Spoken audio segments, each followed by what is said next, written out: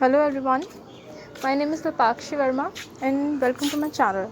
Today's chapter is coal and petroleum. आज का जो चैप्टर है वो हमारे रिसोर्सेज पर बेस्ड है. Resources, what is resources?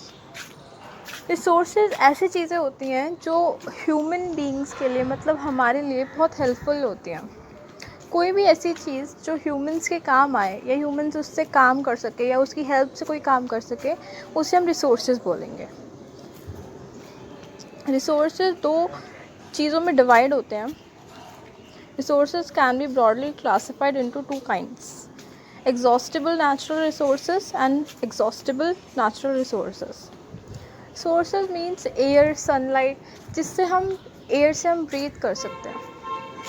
Air बहुत इम्पॉर्टेंट होती है हमारे सर्वाइवल के लिए. एनिमल्स, प्लांट्स, किसी के भी सर्वाइवल के लिए एयर बहुत इम्पॉर्टेंट होती है. तो ये हमारा रिसोर्स हो गया. ऐसे ही सनलाइट हमारे सोलर एनर्जी, लाइट, बहुत सारी चीज़ों के लिए सनलाइट इम्पॉर्टेंट होती है हमारे लिए. तो ये भी हमारा रिसोर्स हो गया. तो कोई भी ऐसी चीज़ जो ह्यूमंस के काम आए, रिसोर्सेज क्लासिफाइड किए जाते हैं inexhaustible and exhaustible natural resources. Okay, तो जो इनएग्जॉस्टिबल होते हैं मतलब जो कभी ख़त्म ही नहीं हो सकते, जो अनलिमिटेड होते हैं. मीन्स एयर, हमारी एयर कभी ख़त्म नहीं हो सकती. कभी भी ऐसा नहीं है कि हाँ बिल्कुल ही ख़त्म हो जाए. अगर हम प्लांट्स लगाना छोड़ेंगे नहीं, प्लांट्स ट्रीज़ को काटेंगे नहीं, तो एयर कभी ख़त्म ही नहीं हो सकती.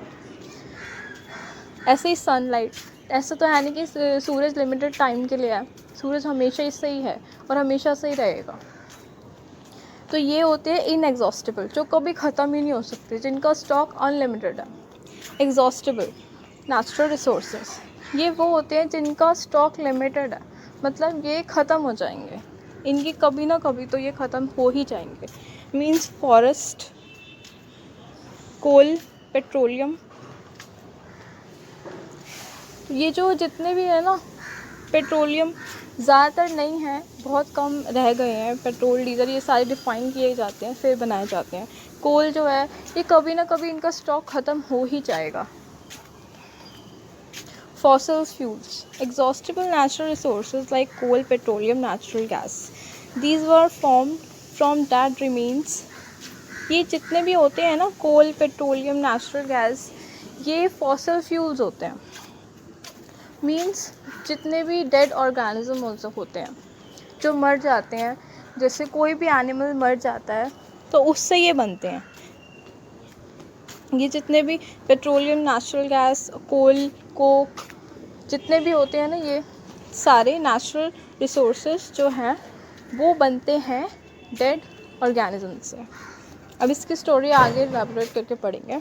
कोल, ये थोड़ा हार्ड स्ट्रक्चर होता है, ब्लैक कलर का होता है. फूड के लिए, फूड कुक करने के लिए, रेलवे इंजन का स्टीम जो प्रोड्यूस करता है उसको जलाने के लिए रेलवे में, थर्मल पावर प्लांट में यूज़ होता है. बहुत सारी चीज़ों में कोल यूज़ किया जाता है.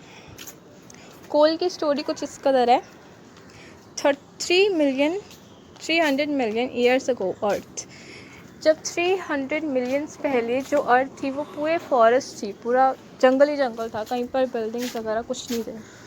तो प्लांट्स क्या थे, जब प्लांट्स मर जाते थे या टूट के गिर जाते थे या कोई ऑर्गेनिज्म मर जाता था, टूट के गिर जाता था, तो वो वहीं पर ज़मीन में धंस जाता था. मतलब जैसे वो ज़मीन पे गिरा मर के, उसके ऊपर मिट्टी चढ़ती गई, सैंड या सॉइल कुछ भी कह लो. जब चढ़ती गई तो वो अंदर ही अंदर जाता गया. और वो मिलियंस के बाद जो हाई टेम्परेचर, जैसे अर्थ के बीच में आप जब देखते हो कोर, तो उसमें बहुत हाई टेम्परेचर होता है, 100 डिग्री सेल्सियस से भी बहुत ज़्यादा का होता है. तो इतने हाई टेम्परेचर में वो जो कोल है, जब डेड प्लांट्स कोल में कन्वर्ट हो जाते हैं तो उस प्रोसेस को बोलते हैं कार्बनाइजेशन.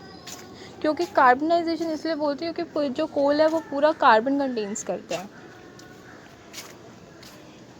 जो कोल है बाद में जाता है इंडस्ट्री में, जब वो निकल जाता है सारा, तो इंडस्ट्रीज़ में जाते हैं तो वो उससे कोल से वो कोक बनाते हैं, कोल तार बनाते हैं, कोल गैस बनाते हैं, उसको रिफ़ाइन करते हैं अच्छे से। उसमें और ज़्यादा जो चीज़ें हैं, प्रोडक्ट है, अगर जितनी कोल से निकल सकती है वो निकालते हैं। कोक कुछ ये जो आप पिक्चर देख रहे हो ये कोल की है, कोयले की। ये जैसे ब्लैक है, हार्ड स्ट्रक्चर है इसका, बहुत अच्छे से बना तो नहीं हुआ। ये जो आप देख रहे हैं थोड़ा हल्का सा अगर आपको वाइट दिख रहा है तो ये वाइट नहीं, ये भी ब्लैक ही है। ऑलमोस्ट ये कोल की तरह ही दिखता है। ये है कोक। कोक होता है कोल से ही बनता है, इसको निकाला जाता है, कोल से ही निकाला जाता है। जो कोक है ब्लैक कलर का होता है, टफ होता है, रफ़ होता है और कोल से ही बना होता है, पूरा प्योर कार्बन होता है वो।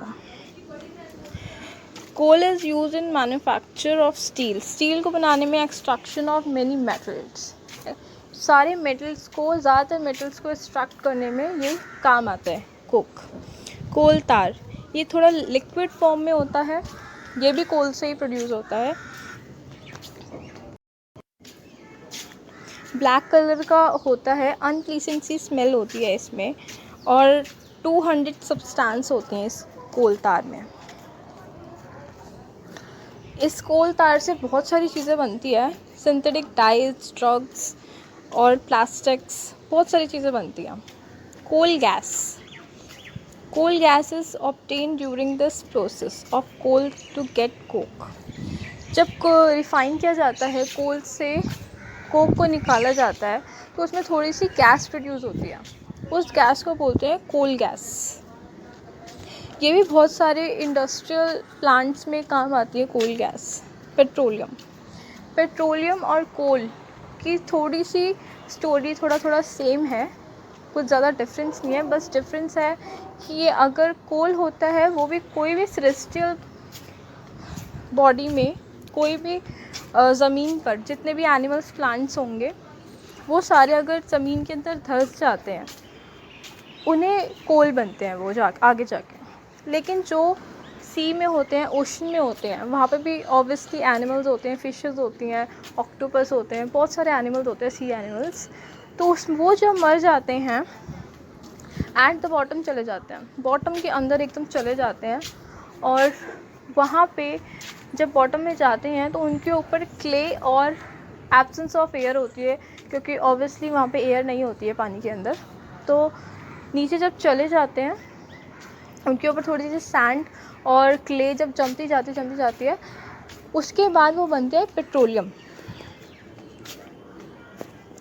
पेट्रोलियम बनने के बाद उनके पास जब अंदर जाते हैं, वो अर्थ के अंदर चले जाते हैं। कोर में जब, जैसे कि आप जानते हैं, कोर में बहुत ज़्यादा हीट होती है, बहुत ज़्यादा प्रेशर होता है, टेम्परेचर उनका हाई होता है, तो उस प्रेशर के अंदर वो बनते हैं पेट्रोलियम।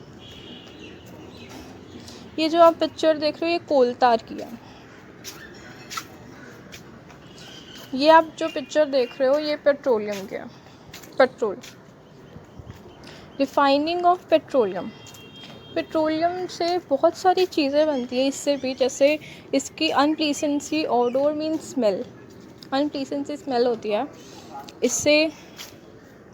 वैक्स बनती है, डीजल बनता है, पेट्रोल बनता है, लुब्रिकेंट ऑयल बनता है, बहुत सारी चीज़ें इससे भी बनती है। जैसे कि कोल हमारे लिए यूज़फुल है, ऐसे ही हमारे लिए ये पेट्रोल यूज़फुल है।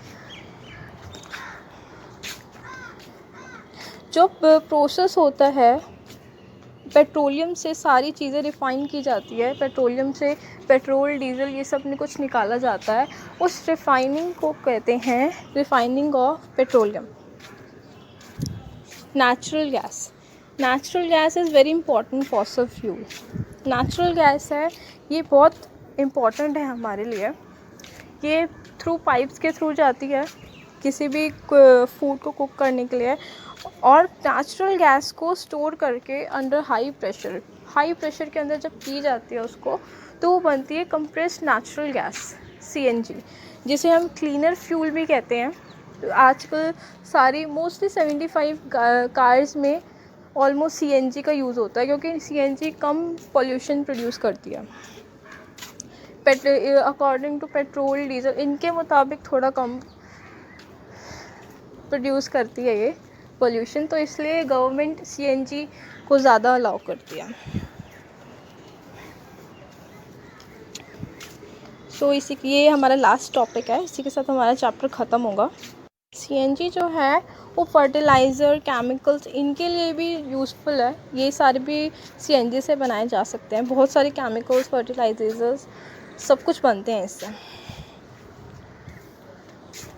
पेट्रोलियम को ब्लैक गोल्ड भी कहा जाता है, क्योंकि ये बहुत यूज़फुल है हमारे लिए, बहुत ज़्यादा यूज़फुल है, क्योंकि बहुत सारी चीज़ें इससे बनती है और बहुत सारी चीज़ें इससे निकलती भी है। वर्ल्ड फर्स्ट ऑयल वेल, सबसे पहला जो ऑयल था वो निकला था यूएसए में 1859 में, एंड सेकंड उसके बाद जो निकला वो 1867 में निकला था असम में, यानी कि इंडिया में। फिर गुजरात, मुंबई ये सारे बन गए ऑयल के गोदाम, मतलब यहाँ पे ऑयल निकलता गया। कोल गैस जो है वो स्ट्रीट लाइट, यानी कि आप देखते हो रोडों पे गवर्नमेंट जो लगाती हैं लाइटें, वो ज़्यादा चलती है कोल गैस से। सबसे पहले लंदन में 1810 में यूज़ हुई कि कोल गैस को स्ट्रीट लाइट के लिए यूज़ किया जा सकता है। सबसे पहले लंदन में इसकी शुरुआत हुई, स्टार्टिंग हुई। उसके बाद न्यूयॉर्क में 1820 में हुई। ये थोड़ा सा जीके में आ जाता है, तो बहुत इम्पॉर्टेंट है ये चीज़। ये ज़्यादातर यूपीएससी एस्पिरेंट्स के लिए जीके की एक और वीडियो है, वो मैं जल्दी अपलोड करूँगी। तो इसी के साथ हमारा चैप्टर ख़त्म होता है। एंड इसी तरह की वीडियोस के लिए प्लीज़ मेरे चैनल को सब्सक्राइब करें, लाइक करें, शेयर करें। Thank you. Till then bye.